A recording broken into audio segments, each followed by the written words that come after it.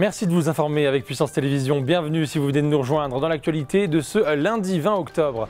Le 15 octobre dernier, le département de la Meuse a lancé un laboratoire d'innovation avec une quarantaine de personnes pour repenser aux manières de se déplacer sur le territoire. Une enquête qui prendra plus d'1 an. Ce week-end marquait la fin de la Biennale du graphisme de Chaumont. Au Cygne, le Centre national du graphisme, le public a pu découvrir la restitution de plusieurs ateliers autour du son et de la musique. Une manière originale de clôturer plusieurs semaines de création et de rencontres artistiques. Chaque année, les écoles de Saint-Dizier proposent aux élèves de découvrir des saveurs qu'ils n'ont pas l'habitude de manger quotidiennement avec la semaine du goût. À Chaumont, ce jeudi, la santé mentale a été au cœur de l'attention lors d'une journée organisée sur 4 sites de la ville. Au programme, ateliers sportifs, art-thérapie ou encore musicothérapie. Un point rapide sur la météo. La semaine débute sous un temps bien arrosé. Les averses se succèdent tout au long de la journée sur nos départements, accompagnées d'un vent léger et d'une atmosphère plutôt douce pour la saison. Les températures s'échelonneront entre 13 et 17 degrés au meilleur de la journée.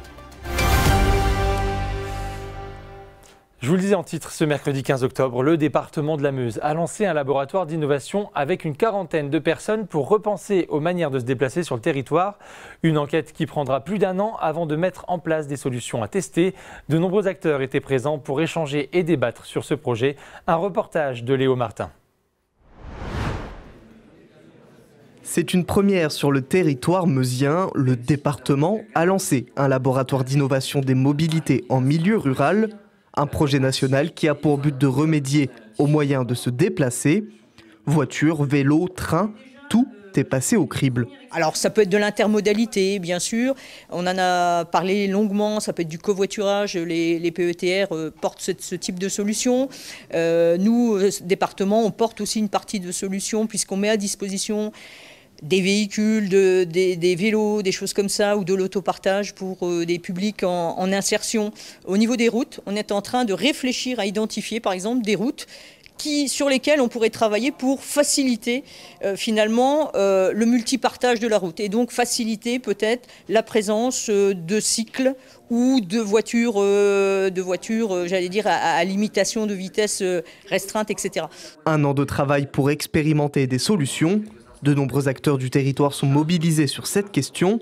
Pour le département, le projet est de développer la gare Meuse-TGV. Sur la gare multimodale, c'est l'exemple aussi, on veut en faire la vitrine de ces mobilités et puis de notre département. C'est aujourd'hui 300 000 voyageurs. On augmente le parking parce que c'était une demande de nos concitoyens malgré les navettes qui existent et qui sont également un franc succès. Mais ça doit être aussi maintenant un hub ou une gare de connexion avec les autres moyens de transport que sont les transports en commun, que sont la voiture, les voitures électriques, les aires de colocation. Donc on doit réfléchir à tous ces éléments pour définitivement faire de notre territoire un territoire connecté, à la fois numériquement, mais également en termes de voyage et de transport. La Meuse compte 3500 km de routes départementales. Pour les routes à faible trafic, des aménagements pourraient voir le jour.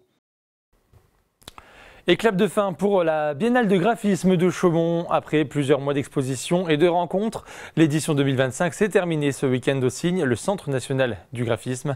Une clôture marquée par un projet original mêlant images et sons, mené avec des résidents de différents EHPAD du département. Célia Richard.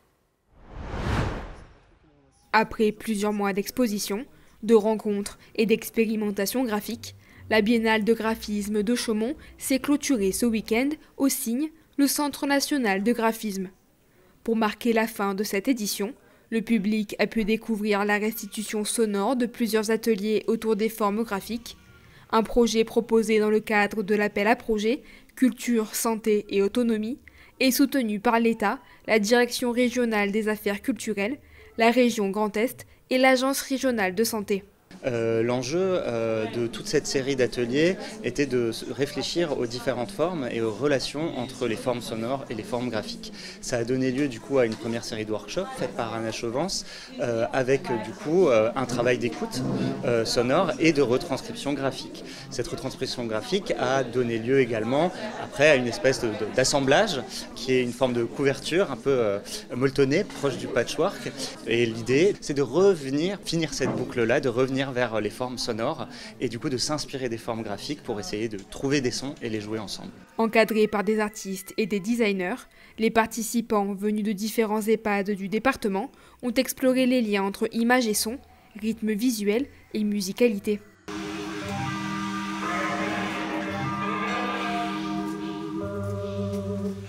Tout au long de la biennale, le Cygne et différents lieux dispersés dans la ville ont accueilli un large public venu découvrir la richesse du graphisme contemporain, mais aussi ses croisements avec d'autres disciplines artistiques. Un mélange qui a su séduire les chaumontais et curieux venus d'ailleurs. C'était chouette, compliqué, éreintant, mais franchement ça va. En fait, nous affichons quelque chose aux alentours de 26 000 visiteurs on n'a pas encore les chiffres de fréquentation de ce dernier mois, mais voilà, c'est une année exceptionnelle où nous avons explosé nos records de fréquentation d'un tiers, c'est plutôt pas mal. Entre innovation visuelle, créativité sonore et convivialité, cette édition 2025 de la Biennale de graphisme est considérée comme une réussite pour le Cygne. La prochaine édition se déroulera dans 2 ans. Chaque année, les écoles de Saint-Dizier proposent aux élèves de découvrir des saveurs qu'ils n'ont pas l'habitude de manger quotidiennement avec la Semaine du goût. Pour cette 36e édition qui s'est déroulée du 13 au 17 octobre, les écoliers ont réalisé un tour des régions de France dans leur assiette. Reportage de Janice Gallard. Réaliser un tour de France dans son assiette. À l'occasion de la Semaine du goût du 13 au 17 octobre, les écoles primaires bragardes proposent aux écoliers des ateliers de dégustation sur le temps périscolaire et des repas pour éveiller leurs papilles. L'objectif est de leur faire découvrir des saveurs qu'ils n'ont pas l'habitude de manger. Pour cette dernière journée, la région alsacienne est mise à l'honneur avec un repas qui commence par le dessert. C'est une proposition des enfants et de notre prestataire de restauration scolaire qui, pour bousculer un petit peu les habitudes. Et puis les enfants sont beaucoup plus souples et beaucoup plus ouverts à ce genre de choses que les adultes. Le dessert en premier, ça leur pose pas de problème. Après avoir goûté au fromage, les écoliers ont pu tester un plat typique de l'Alsace, la choucroute de la mer. On sait qu'il y a des saveurs qui plaisent plus ou moins. Notre devoir, c'est aussi de leur faire goûter à tout, même si on sait que certains aliments sont moins appréciés que d'autres. Notamment aujourd'hui, on prend un risque, parce que c'est vrai que la choucroute, le chou, c'est un goût qui est assez prononcé. Le fromage du jour, c'est le Münster, donc pareil, un goût très prononcé. Donc on sait que ça peut trancher, ça peut être ou très apprécié ou pas forcément consommé. Mais le but, c'est qu'ils découvrent aussi des nouvelles choses. Si certains ont apprécié ce plat principal, d'autres n'ont pas été convaincus. Depuis 1990, la Semaine du goût est un événement national parrainé par le ministère de l'Agriculture et de la Souveraineté alimentaire. Elle sera renouvelée en 2026 avec de nouveaux plats à découvrir. À Chaumont, ce jeudi, la santé mentale a été au cœur de l'attention lors d'une journée organisée sur 4 sites de la ville. Entre ateliers sportifs, art-thérapie, musicothérapie et prévention, petits et grands ont pu découvrir, échanger et réfléchir sur l'importance de réparer le lien social. Célia Richard. Ce jeudi, la santé mentale s'est invitée hors des murs de l'hôpital de Chaumont. 4 lieux, 4 ambiances, mais un même objectif, réparer le lien social.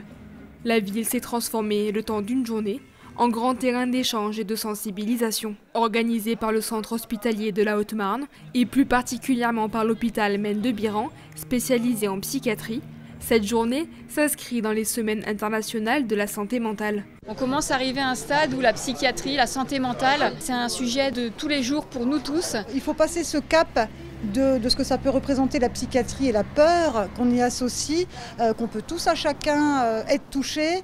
Et il faut vraiment qu'il y ait une liberté de parole qui se fasse, que les gens osent pousser des portes, venir chercher de l'aide. Sur place, une multitude d'activités étaient proposées pour toucher tous les publics. Sport et handisport, ateliers d'art-thérapie, stands de prévention contre les addictions et d'information sur la santé mentale, ainsi que des espaces de témoignages et d'échanges. Chacun pouvait ainsi trouver sa manière de participer, apprendre et se sentir impliqué. Pour accompagner les élèves dans leur découverte de la santé mentale, Les enseignants du lycée Bouchardon ont joué un rôle essentiel en poussant les élèves à devenir des acteurs majeurs de cette journée. Dans le cadre du bac pro SSP, nos élèves elles ont des projets d'éducation à la santé à monter. Donc elles interviennent ici plutôt en support logistique à cette action, parce qu'elles sont encore un peu jeunes dans le métier pour faire une action comme ça. Mais elles sont plutôt là pour accueillir, pour conseiller, pour animer les ateliers. C'est vraiment très formateur pour nos élèves. Il y a un avant et un après Journée internationale de la santé. Au-delà des collégiens et lycéens, cette journée concerne aussi les futurs professionnels de santé. Nous avons accompagné en fait les étudiants en soins infirmiers, donc première année, qui ont été entre guillemets bénéficiaires de cette journée puisqu'ils ont pu participer donc à l'ensemble des différents ateliers qui sont proposés aujourd'hui. Et puis nous avons également les étudiants en soins infirmiers deuxième année, qui eux sont prestataires ou en tout cas acteurs de cette journée puisqu'ils ont contribué à la réalisation d'un questionnaire à la fois de satisfaction et à la fois d'identification un petit peu des représentations autour de la santé du mental et du lien social. Pour accompagner ce mouvement collectif, des associations partenaires comme l'UNAFAM étaient présentes. Ça nous paraît très important, c'est vraiment la première chose, c'est de faire connaître les problèmes psychiques. Et puis de déstigmatiser. L'objectif, c'est vraiment de faire connaître pour que les gens osent en parler plus facilement et qu'une personne qui ne se sent pas bien puisse aussi, elle, aller consulter plus facilement. Entre ateliers de prévention, activités sportives et moments de partage, cette journée a contribué à faire évoluer le regard porté sur la santé mentale en favorisant l'ouverture et la solidarité. Et toute l'actualité en continu, ça se passe sur notre site internet puissancetélévision.fr et sur notre application mobile. Dans un instant, l'infosport avec Julien Debruyne. Au programme ce lundi, vos résultats sportifs, du triathlon et du cyclisme. Mais tout de suite, le point complet sur vos prévisions météo.